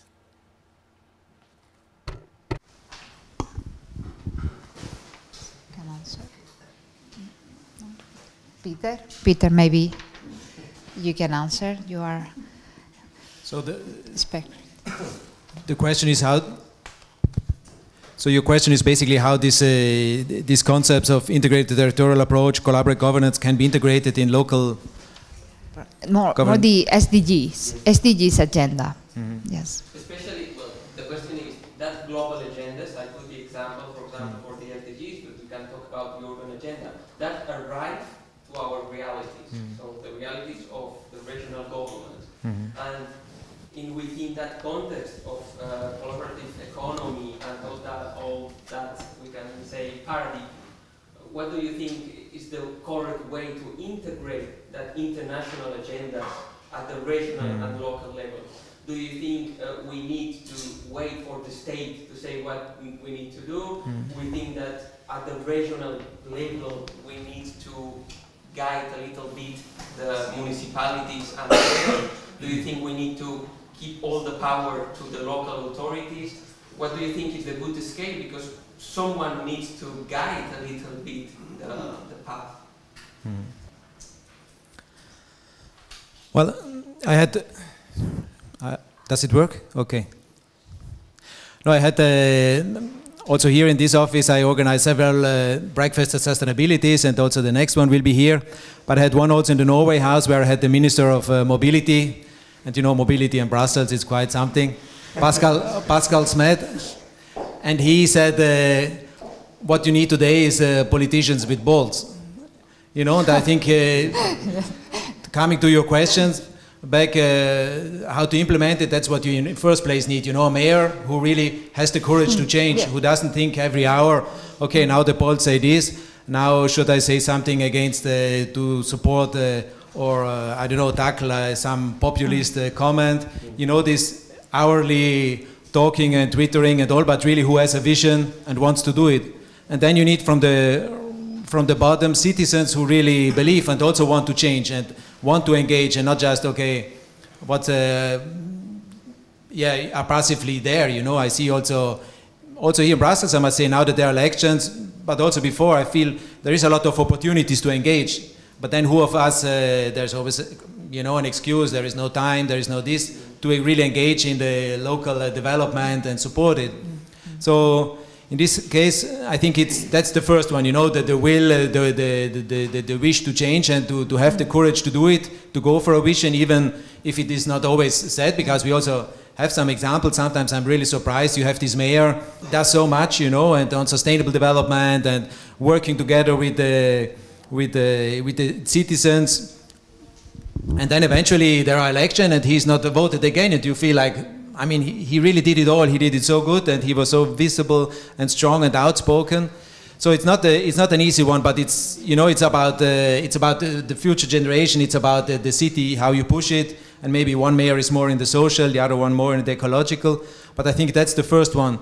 And then I think something like, you know, in the Basque Declaration, what we say about this transformative action, that is also important, because there are so many, as you say, so many networks, so many agendas, European agenda, SDGs, and all, and so many other policies that you can get confused. But I mean, as a mayor, and when you work with your citizens, and therefore I also said you need the courage. If you then start really to co-design policies, to co-share, to eventually even to have a co-ownership, you know, about, for instance, energy, and that's really then comes down to courage, you know, when you say, okay, it's not only us who have to sell the renewable energy if you invest in that, but it's also citizens, you can invest in our energy. Or for instance, there's the city of Halle, which is one example of these transformative actions. What did they say? They said, okay, shall we spend all our money on public lighting? Or what could we do? So what they did is that you citizens, you can adopt a lamppost. So as a citizens, you can make, let's say, some money, and you put your money in the public. So if you walk at night after the cinema home, you say, wow, my money went in this public light here. You know, you feel the ownership, you co-designed it. But this is really, this needs courage, this needs time, this needs people who are really a vision. So this is just a quick example. Then there are, like Eurocities has this network of localizing SDGs, where also our members are there, like Ghent, Malmö, well, there are several cities in it now, I don't know them all by heart. Bonn, for instance, who is our president. So they really try how to localize, and they also want them to see with other cities how they are doing it, so there is exchange happening among cities. And there are also a lot of things can happen, but I really think like it's about, first of all, the courage, the two levels coming together, the mayor and the government and the citizens, and then seeing what can really be changes that really change and have a social return in investment, not just the money that we make as a city, but also the social return in terms of education, in terms of local economy, in terms of social economy, in terms of production around the city. Carlos, yes. Al final es intentar incluir a los actores. Well, at the end of the day, you have to involve actors from the very beginning, and the difficulties of SDGs is that things are very flourishing, and the words by diplomatics are very nice, and we all agree and all that. But then we need to apply this, implement this locally.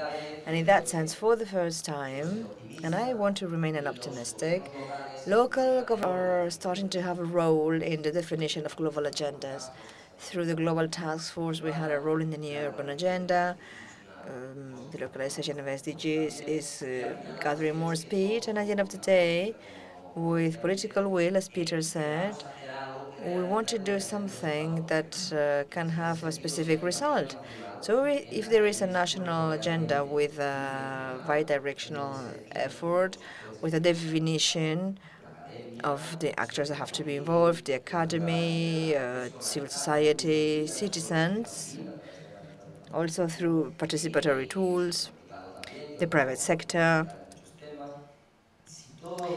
If all those actors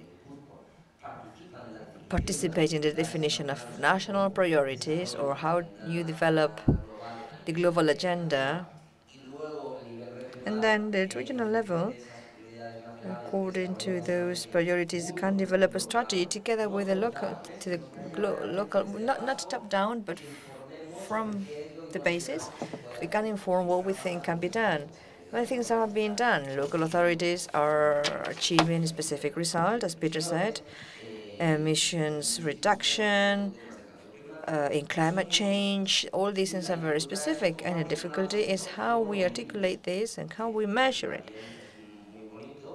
It is very nice, but we lack indicators at all levels. Those indicators have to be worked upon. Organizations are working on them, but we need to develop them further and make sure that we do a good follow-up on the subject. And then resources. there is a very important lack of resources. Today, the potential of urban areas is not matched with its competences. It is a fact. We still have a governance structure where nationally there are many competences in terms of housing. Clear example. And we have the budgetary pact, but there are no competences in terms of housing. The mayor of Barcelona has to find formulas like in Paris or Berlin or Vienna to say, hey, we need to help them because things are getting difficult. People can't have access to a flat in Barcelona. An example that as cities is not only about how to make sure there are specific practices, specific results of a specific policy, but how we fight against the central government to have more resources. In Sweden, local administrations gather 80% of taxes via transferences, for example. They manage 70% of taxes. Even income tax. In Spain, we have 50% of own resources and the rest transferences. There is work by the local administration to say, no, this is the end of it. We need more money in our pockets to achieve those results, because nationally this is not done. We need to do it at the level of the city. You have high levels of air pollution. And then we will have more tools to exchange practices, like Peter said. How do we learn from each other? Or Alda was saying as well, when we have no more resources, the project is going to disappear. If we have more resources, we have more tools to advance, and then we will achieve the objectives. I want to add, of course, to reinforce what my colleagues say about the localization of the SDGs, which the indicators which were set at the global level, of course, have to first of all be transformed into local indicators and adapted to the local and regional level, because these are the two levels which is the easiest, let's say, to work with. And then, from my experience, what I saw that could be worked and related to the political influence, and when the mayor leaves, you really need a technocratic office that oversees the development and implementation of the SDGs. I had the chance to do a research in 2016 in Brazil, and I researched the program called Bolsa Família, which is a policy for minimum income to the poorest people in Brazil. And you know, Brazil, in the last, let's say, 5 years, 10 years, they took out of poverty more than 50% of people. And the policy survived, and the issue was, why did it survive? 3 governments changed. The only reason why the policy survived, it was because it was managed by a totally independent technocratic body. And it was an office. It was small people, you know, small office people, researchers. They worked all also in the government, but this didn't affect the political change, didn't affect the work that was at the local level. So I think this what has to be done also, maybe in each country, maybe at the national level, maybe at the regional level, to mediate this dialogue between the national and local level, but it should be technocratic. No one is apolitical 100%, but it should be, let's say, at least letting politics on the side, or parties, and then, yeah. Mm-hmm. Okay, I see Carles that has another point of view. Yes. I'm not really sure that it's micro. No. I'm not really sure it should be technocratic bodies. I do agree that many times politicians, when they arrive to government, they put down what the previous ones have done, and I agree. But I think that in order to decide what we want to do, this needs to be those who have the legitimacy, which are governments elected by the people. Then we can discuss whether you need to bring down certain structures or not when a government changes. But in general, I think it's complementary, the work that is being political level by the one that is being done at the technical level.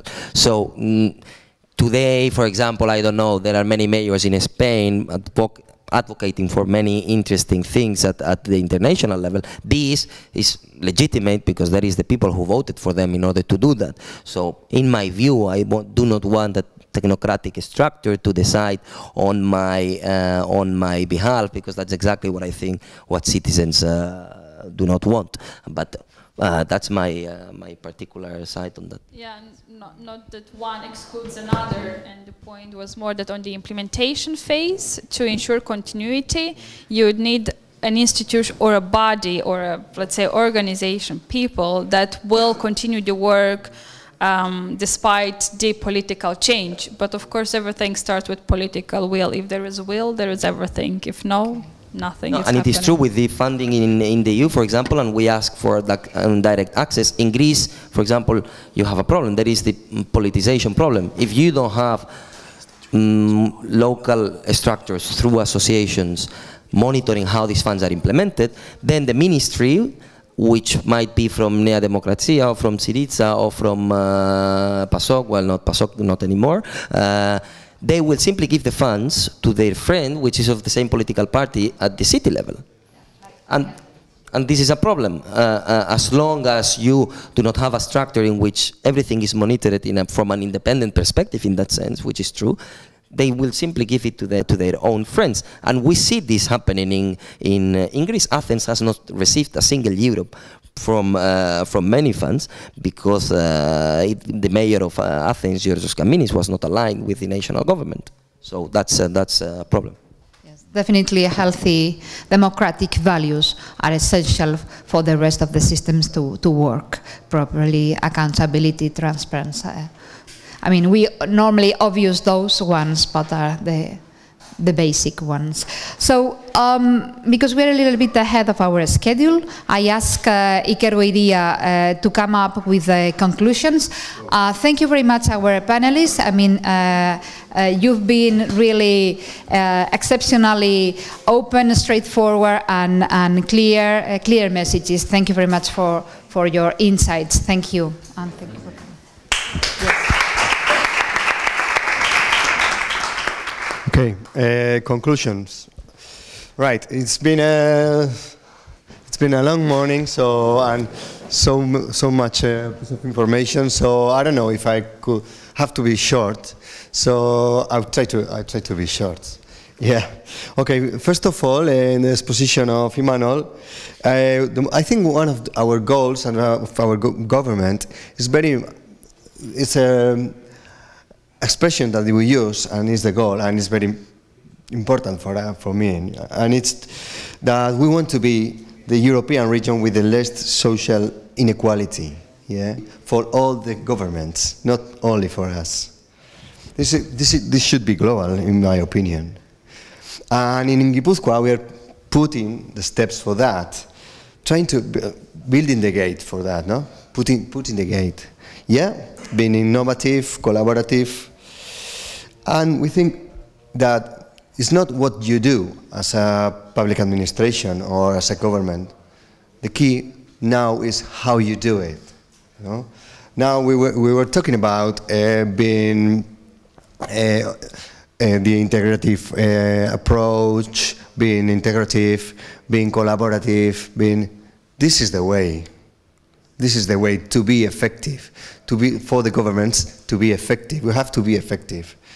And because finally, at last, we, local governments, are who implement the policies. And the tendency is being the opposite nowadays. I mean, the states members are re-centralizing all the capacities. They're cutting us and trying to cut in us our power. And we have to, I wouldn't say fight, but we have to fight against that, as Carles said before. No? I think local government will have to be more empowered for that, because we are the nearest from people, and I think it's one of this morning, no, what we said, and same with agenda, with SDGs. With urban agenda and everything. It's the same. We need tools for that. They can be named, SDGs, they come in urban agenda, they come in whatever. But all the governments, and especially local governments, do things alienated in that way. I mean, normally, for example, we did the exercise, no? This last 2 months. We took our government program, for example, and we put it in from the point of view of the SDGs. And we saw that we do a lot of things aligned with the SDGs. So if you are, I mean, if you are a government that is reliable, that is transparent, that is so works in open governance and these kind of things, you will do these things.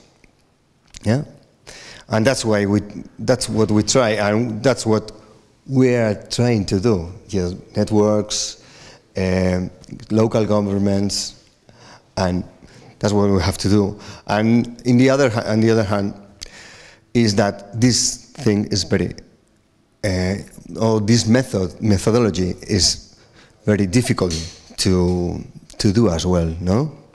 Because Laura said, okay, yes, we need integrated policies, we need integrated perspectives and projects, and with the integrated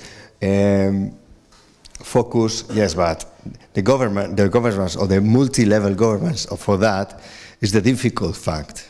So that's where we have to work on, in my opinion. So I took these messages and these keys, and from my point of view, these are the conclusions. Thank you very much, and thank you for hosting this event. Thank you so much. Okay, I think that we are concluding our side event.